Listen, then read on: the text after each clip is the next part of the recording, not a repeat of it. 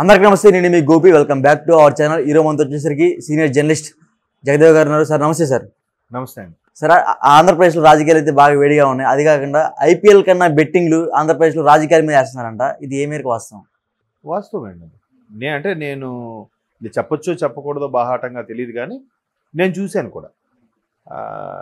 ఎందుకంటే ఎలా ఎలా ఉంటాయో తెలుసా? ఫస్ట్ బెట్టింగ్లో రకాలు చెప్తున్నాను, ఓన్లీ పొలిటికల్గా. ఇప్పుడు ఐపీఎల్ బెట్టింగ్ ఎలా ఉంటుంది? ఏ పార్టీ గెలుస్తుంది, అదే ఏ టీం గెలుస్తుంది అని ఉంటుంది.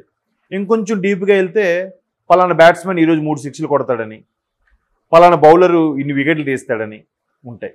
ఇంకా డీప్గా వెళ్తే ఏ బాల్కి ఏ రన్ కూడా ఉంటుంది. తెలుసా మీకు? తెలుసు సార్. భయంకరం అది నిజంగా.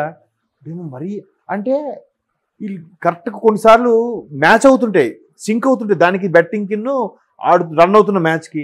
నిజంగా వాళ్ళు ఫిక్స్ అయ్యారా లేదా వీళ్ళు దూరదృష్టితో ఇంట్యూషన్తో చెప్తున్నారా అనేది నాకు డౌట్ కొడుతుంటుంది. అంటే గుడ్డు ముందా పిల్ల ముందా ఏది వాస్తవం అన్నట్టు. సో ఇప్పుడు రాజకీయాలు కూడా అదే.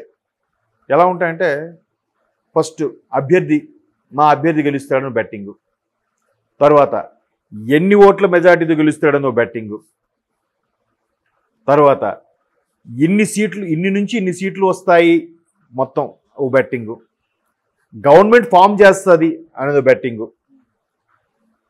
మా అభ్యర్థి మంత్రి కూడా అవుతాడన్న బెట్టింగు. అర్థమవుతుందా?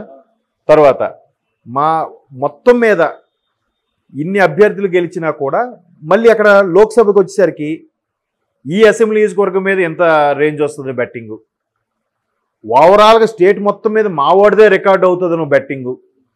చూడండి ఎన్ని చెప్పాను. నాకు తెలిసినవి 7, ఇంకా 70 ఉంటాయి. అంటే ఇవి ఏంటంటే కొంతమంది మిత్రులు, కొంతమంది వీరాభిమానులు, మీరు నమ్మరు. ఒకసారి ఇలాగే ఒక బై ఎలక్షన్ సంబంధించి నాయకుడు 5 lakhs మినిమం మెజార్టీకి నాతో చదువుకున్న ఒక ఉద్యోగి, అంటే ఇది ఆల్మోస్ట్ మీకు ఎలా చెప్పాలి, ఒక 15 ఏళ్ళ కిందట మాట, నాతో చదువుకున్న ఉద్యోగే 3 లక్షలు పెట్టాడు బెట్టింగ్. ఎంత? 3 లక్షల మెజార్టీకి 3 లక్షలు. బట్ ఆడు నాయకుడు 5 లక్షలతో గెలిచాడు అనుకోండి మెజార్టీ, అది పక్కన పెట్టండి. ఆ ధైర్యం చూడండి అసలు. ఎందుకురా ఎంత పిచ్చి అని అంటే, లేదురా మా వాడికి వెళ్ళాల్సిందే. వాడు ఒక అప్పుడు మా శాలరీస్ అప్పుడు ఎంత అండి, 15,000 20,000 అట్లాంటి శాలరీస్లో ఉన్నాడు. ఆడు మీడియా మిత్రుడే, వాడు జస్ట్ అట్లా స్క్రోలింగ్ టైప్ చేసే మిత్రుడు సంథింగ్. మరి అంత స్థాయి పెడితే ఎట్లా ఉంటుంది చూడండి పిచ్చి అనేది కదా. సో అలాగా ఇంకా అప్పటికే సాఫ్ట్వేర్లోను బిజినెస్ మ్యాన్లు పెద్ద పెద్దగా సెట్లు ఇంకెంత పెట్టి ఉండొచ్చు. ఇది 15 ఏళ్ళ కిందటే ఒక సామాన్య ఉద్యోగి 3 లక్షలు బెట్టింగ్ కాస్తే ఇంకా ఊర్లలో ఏ స్థాయిలో ఉంటుంది? మీరు జనరల్గా చాలామంది ఏమనుకుంటుంటే సిటీలో వాళ్ళకి బాగా తెలుసు అని చాలామంది అపోహపడుతూ ఉంటారు. కానీ సిటీలో కన్నా పల్లెటూరులో వాళ్ళకి తెలిసిన నాలెడ్జ్ మనకు సిటీలో ఉండే వాళ్ళకి ఉండదని నా అభిప్రాయం. ఇది నమ్ముతారా మీరు? ఎందుకంటే సిటీస్లో ఉండే వాళ్ళకి కల్చర్ పరంగా, సబ్జెక్టు పరంగా, బుక్లో చదువుకున్న మ్యాటర్ పరంగా ఉండే సబ్జెక్టే, కానీ ప్రతిదీ లైవ్ ఎక్స్పీరియన్స్ ఉండదు. బట్ పల్లెటూరు అలా కాదు. ఆడ అవసరం అంటే డబ్బులు ఖర్చు పెట్టుకొచ్చి సిటీలోకి వస్తాడు. అరే పబ్కి వెళ్ళాలనుకుని వచ్చాను రా, వచ్చి ఫ్రెండ్ రూమ్లో జోక్ కాదు, నేను చాలామంది చూశాను. అరే పబ్ అంటే బాగుంటుందంట, ఆడ ఒక 20,000 తీసుకుని వస్తాడు. ఏరా అంటే ఎప్పుడు చూడలేదురా, పబ్కి వెళ్ళాలిరా, క్యాసినోకి వెళ్ళాలిరా, ఆడాలిరా, వచ్చానుగో దీంతో అవగొట్టేసి వెళ్ళిపోతాను.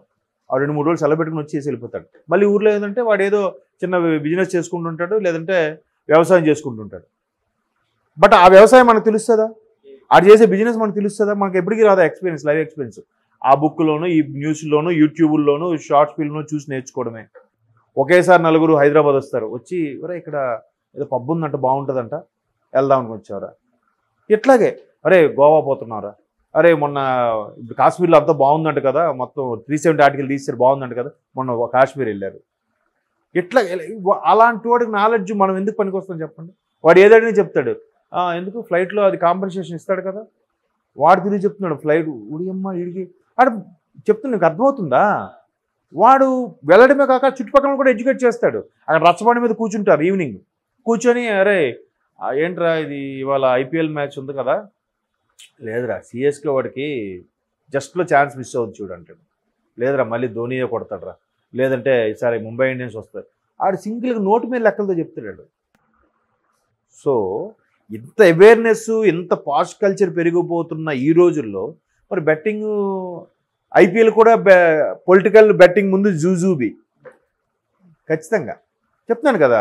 ఇప్పుడు ఐపీఎల్ బాల్ టు బాల్, అందరికీ తెలిసింది ball to ball betting, team to team betting.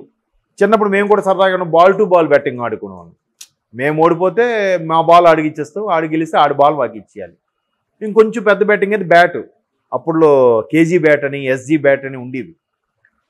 అప్పుడులో బ్యాట్ అది 4-5 వేలు చాలా ఎక్కువ. అందరూ చందాలు వేసి కొనుక్కున్నవే. ఓడిపోతే మన బ్యాట్ అడిగి ఇచ్చేయాలా.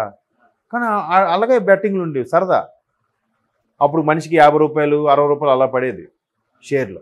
అంటే చెప్తున్నాను, అలాంటి బెట్టింగ్లు ఇప్పుడు ఏ స్థాయికి వెళ్ళిపోయాయండి? లక్షలు, కోట్లు, పొలాలు, తాకట్లు. అదేదో కాదేది కవితకి అనర్హం అన్నట్టు కాదేది బెట్టింగ్కి అనర్హం. పెళ్ళాలపు పుస్తుల తాడులు, ప్రతిదీ బెట్టింగే.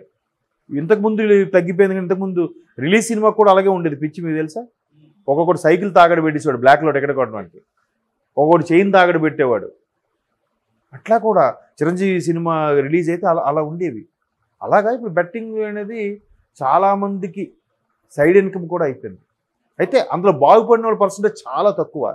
ఇప్పుడు క్యాషినో కూడా బెట్టింగే కదా, ఊహాజనితం అంతే కదా, ఊహించి చెప్పేదే బెట్టింగ్ అంతా కూడా.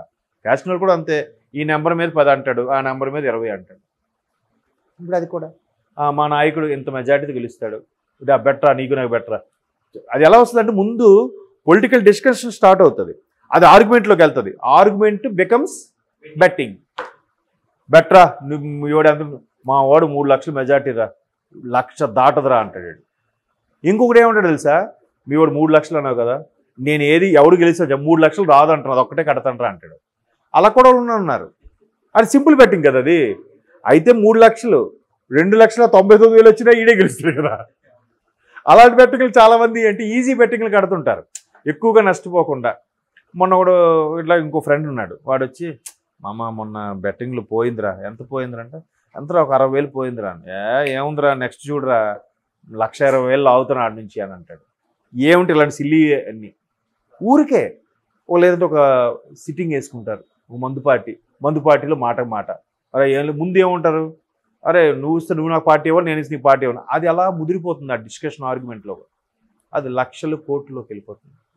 మొత్తం ఓవరాల్గా చూస్తే ఎన్ని కోట్లు నాకు తెలిసి ఒక రాష్ట్ర బడ్జెట్ని శాసించే దీనికి అయిపోతుందేమో అనిపిస్తుంది కదా.